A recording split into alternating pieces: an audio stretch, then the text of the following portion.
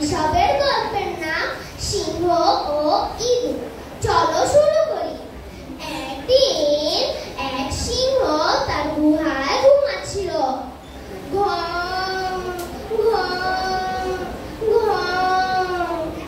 গুহার পাশে একটি ছোট্ট ইঁদুর খেলতে খেলতে গুহায় ঢুকে পড়ল।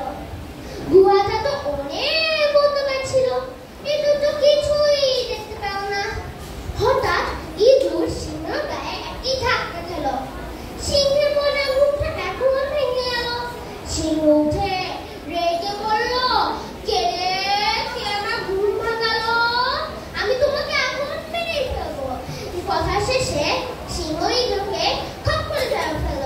ইঁদুর ভয় পেয়ে বলল, হুজুর, আমাকে ছেড়ে দাও, আমাকে মেরো না, আমাকে ছেড়ে দাও। আমাকে যদি ছেড়ে দিলে আমি তোমাকে একদিন সত্যি করে বাঁচাবো। এটা শুনে সিংহ হো হো করে এসেছিল। হো হো হো হো, তোর মতো পুচকি ইঁদুর আমার কি সাহায্য করবে?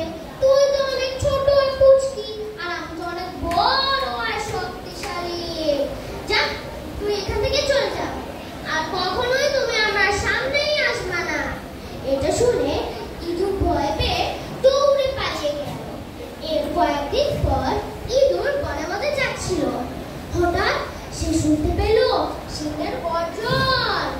বাঁচাও, বাঁচাও, কেউ আছো, আমাকে বাঁচাও।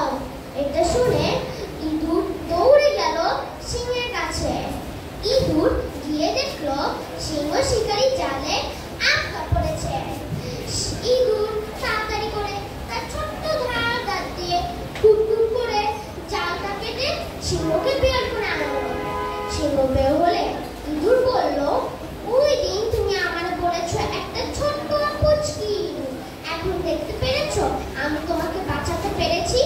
এটা শুনে সিংহ খুব লজ্জা পেল, আলোর ভুল বুঝতে পারলো।